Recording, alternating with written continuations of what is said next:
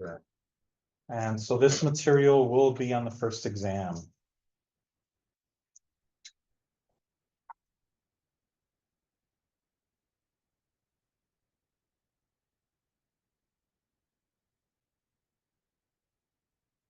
There is a document on Canvas in the homepage under course documents that says, it might say Latino terms defined.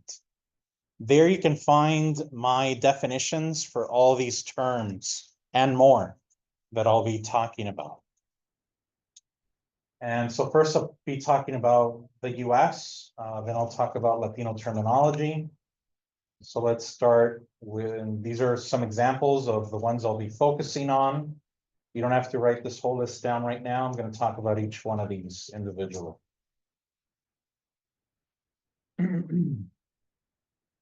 And so lesson number 1 about Latinos in the United States and hence about Latin America is this term America. So here in the United States, we commonly use the term America to refer just to the United States of America. But America is also the continents of North America and South America. And that's the way I'll use it in this class. And I want you to get into the habit of being specific about which you mean. Are you referring to the Americas or are you referring to the United States of America, the US or the USA? And there are penalties in the research paper and the final essay for not doing that. And so that's kind of lesson number 1 is that, and I should go a little bit more into that. Why is that? Why is it that in Latin America, the term is seen differently? When the United States called itself the United States of America and decided to call its citizens Americans, it's as if, I don't know, it's as if China called itself the United States of Asia and its citizens Asians. And all the other countries in Asia would be like, well, you know, yeah, we're Japanese, but we're also Asian. And so forth. And so when people from Latin America are saying that they are also Americans, they are not claiming to be citizens of the United States of America. They are saying that they are just as legitimate residents of the continent as every other country and people on the continent.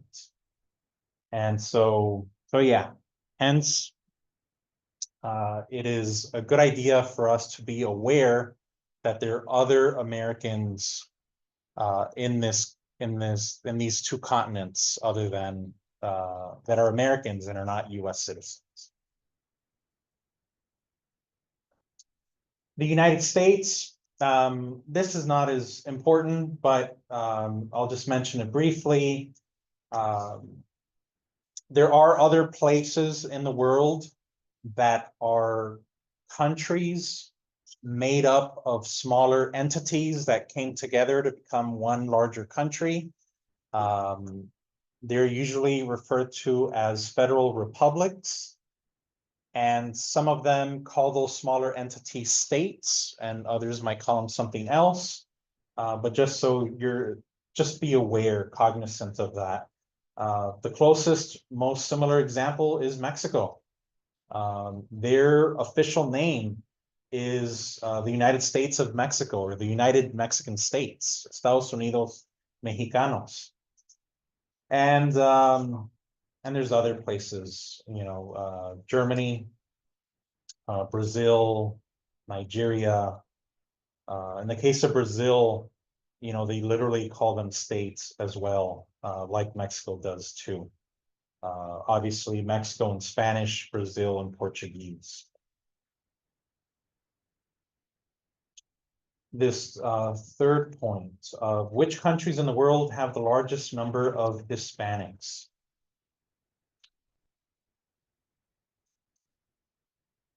All right, so here we're looking at a definition of Hispanic that means a predominantly Spanish-speaking country. And so the largest Hispanic populations in the world are Mexico and the United States. There are more Hispanics in the United States than in any other country in Latin America other than Mexico.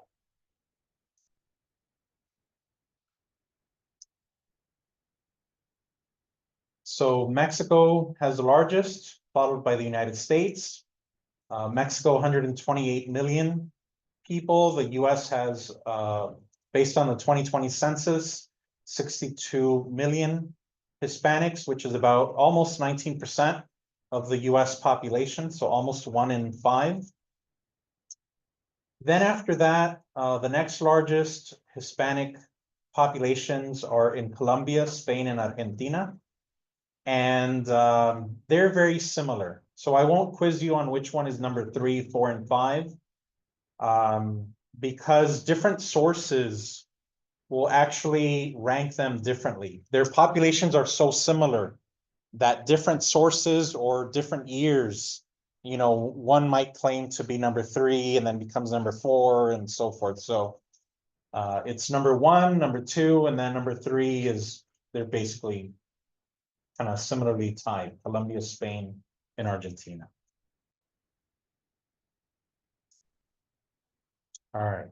So I just gave you one definition for Hispanic.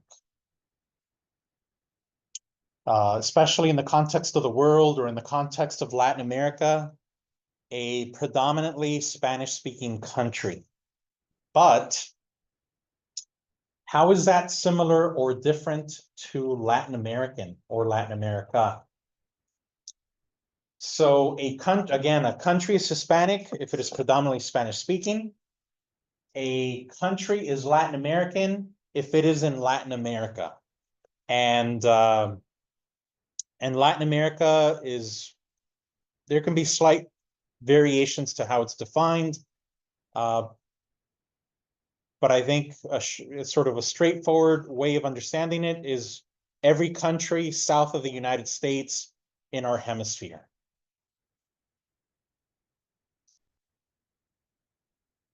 And so, yeah. And you know, we might ask, well, isn't that the same thing? And no, there is a lot of overlap. So for example, Mexico is both a Hispanic, predominantly Spanish-speaking country, and the country in Latin America. But Brazil, for example, is the largest country in South America, and they are not Hispanic. They are not predominantly Spanish-speaking. They speak Portuguese in Brazil. So the largest country in Latin America is not Hispanic.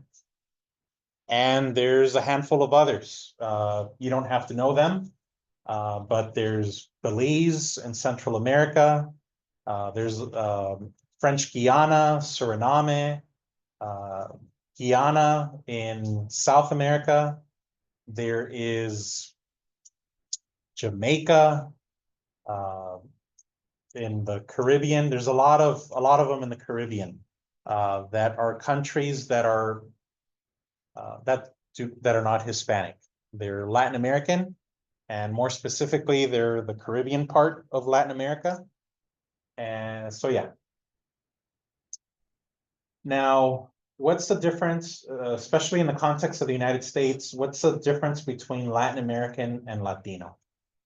So a person is Latin American if they were born in a Latin American country.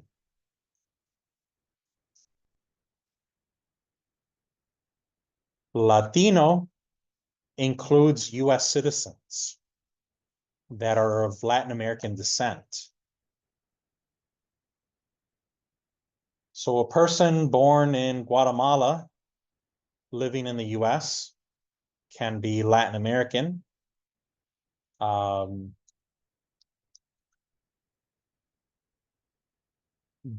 Latino includes their descendants. And so Latino can include US citizens. And they're not necessarily mutually exclusive, but I don't want to confuse you. I want to try to keep it straightforward as possible. What about Latino versus Hispanic? So I just said that a Latino in the United States is someone who is saying that they are a descendant of people from a Latin American country. Someone who identifies as Hispanic is saying that they can be US citizens, and they don't have to speak Spanish. They're simply saying that they are a descendant of someone from a Spanish-speaking country. So someone who lives in the US and their parents are from Spain, they can be Hispanic, but they wouldn't be Latino because their parents came from a European country called Spain, not from a country in Latin America. And so there is a lot of overlap between all of these, but there's also distinctions. They're not identical. And they have their logic. So if you focus on the logic, it'll help you make sense of them. And yeah, it doesn't mean there aren't exceptions to everything, but then we get to Mexican American and Chicano. Mexican American is a US citizen who is saying that they are a descendant of someone who came from Mexico. And so in that sense, it's a parallel and similar to African American, Asian American, Italian American, German American, etc. You're a US citizen and you're just acknowledging that at least one of your ancestors came from some other country. Chicano. We'll learn more about this when we talk about the Chicano movement in the 1960s later in the semester, but for now, so Mexican, all of these terms are labels, all the ones I've used so far. That means that you can use them towards people to the best of your ability with the information you have. But Chicano is, and people can identify with any of these terms, but Chicano is a term that I don't think one should use unless you know that the person identifies with it. Not because it's offensive or anything like that. It's just simply Chicano is a subset of Mexican American. Some Mexican Americans identify as Chicano and some don't. It's as simple as that. And so generally, if you don't know and you're talking about a group of people, typically safer to go with Mexican American unless you know someone identifies as Chicano. Why do some Chicanos choose to identify with that term instead of Mexican American? It is a term that used to have negative connotations before the 1960s. But in the 1960s, it was redefined as a term of pride that had to do with being proud of your background. And so that is also the beginning of people, I don't know if the beginning is the right term, but it's a period in which people break away from the past, where it was all focused on assimilating to US culture and society. Starting in the 1960s, minority groups started both fighting for their rights, but also wanting to retain some of their ethnic background. And so Chicanos were proud of their background and fighting for their rights and for the betterment of their community. And we'll talk more about that later. So yeah, people can identify with all of these. They're not mutually exclusive. So, you know, in some cases, people can be Latin American and Hispanic. and Mexican American, for example. Well, no, maybe that wouldn't be, Mexican American and Latin American wouldn't work out, but Latin American, Hispanic, and Latino could. Another point is that Latinos or Hispanic is not a race. Latinos and Hispanics can be of any race. There can be white Hispanic, black Hispanics, indigenous Hispanics, or a combination of those different racial groups.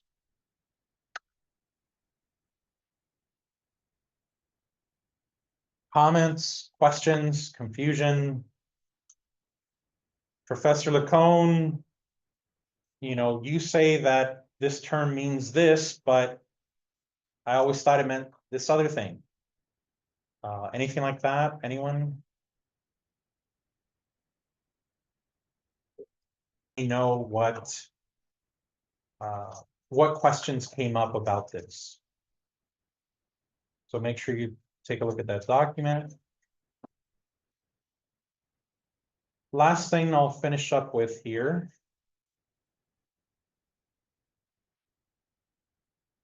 How do I compare this? So this is something that you're not going to be tested on.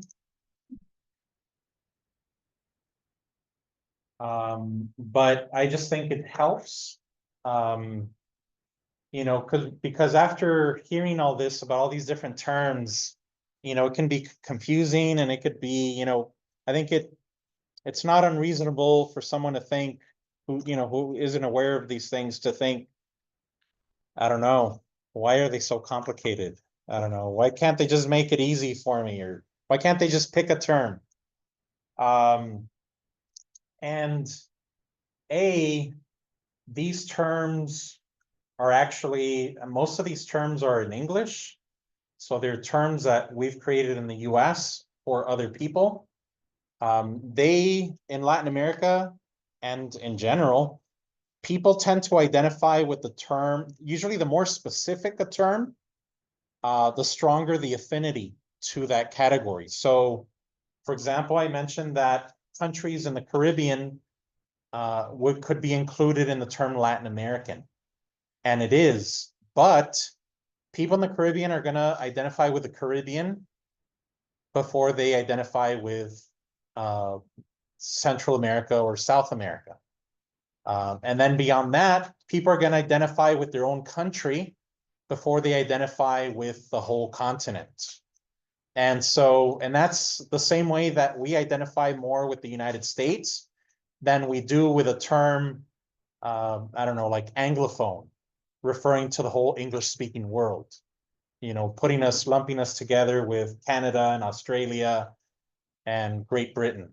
And so again, so these are yeah, that's kind of how it works. And so I want to show you this example that talks about things that we, oh yeah, the other part of that is that usually the more you learn about something, the more nuanced and complicated you realize it is. It's easier to think something is simple before you know much about it. And so here's an example talking about the differences between the United Kingdom, England, and Great Britain.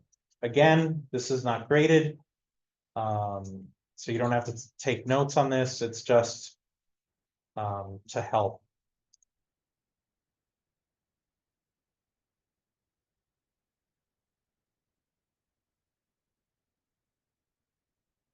So if we don't have volume, let's see here.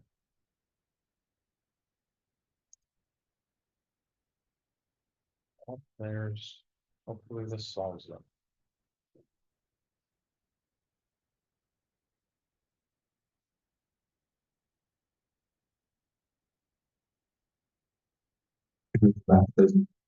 Welcome to the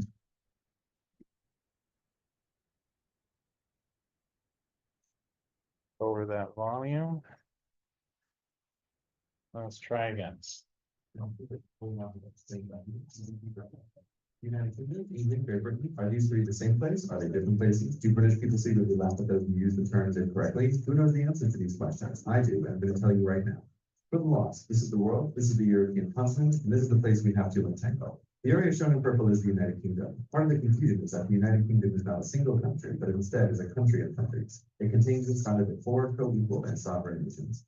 The first of these is England, shown here in red. England is often confused with the United Kingdom as a whole because it's the largest and most populous of the nations and contains the de facto capital city, London. The north is Scotland, shown in blue, and to the west is Wales, shown in white. And often forgotten even by those who live in the United Kingdom is Northern Ireland, shown in orange. Each country has a local term for the population. While you can call them all British, it's not recommended as the 4 countries generally don't like each other. The Northern Irish, Scottish, and Welsh regard the English as slave-driving colonial masters. No matter that all 3 have their own devolved parliaments and are allowed to vote on English laws, despite their first not being true. And the English generally regard the rest as rural yokels who spend too much time with their sheep. However, as the 4 constituent countries don't have their own passports, they are all British citizens, like they are not. They are British citizens of the United Kingdom, whose full name, by the way, is the United Kingdom of Great Britain and Northern Ireland. So where's Great Britain hiding? Right here. The area covered in black is Great Britain. Unlike England, Scotland, Wales, and Northern Ireland, Great Britain is a geographical rather than a political term. Great Britain is the largest island among the British Isles. Within the United Kingdom, the term Great Britain is often used to refer to England, Scotland, and Wales alone, with the intentional exclusion of Northern Ireland. This is mostly, but not completely true, as all 3 constituent countries have islands that are not part of Great Britain, such as the Isle of Wight, part of England, the Welsh Isle of Anglesey, the Scottish Hebrides, the Shetland Islands, the Auckland Islands, and the islands of the Clyde.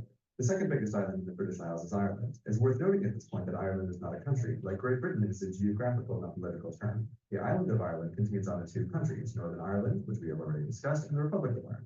When people say they are Irish, they are referring to the Republic of Ireland, which is a separate country from the United Kingdom. However, both the Republic of Ireland and the United Kingdom are members of the European Union, even though England in particular likes to pretend that it's an island in the Atlantic rather than 50 kilometers off the coast of France. But that's a story for another time. 2 reviews. The 2 largest islands in the British Isles are Ireland and Great Britain. Ireland has only 2 countries, the Republic of Ireland and Northern Ireland, while Great Britain mostly contains 3, England, Scotland, and Wales. These last 3, when combined with Northern Ireland, form the United Kingdom. There are still many unmentioned. All right, and it gets a lot more complicated once you add the crown dependencies, and the British overseas territories. Comments, questions about anything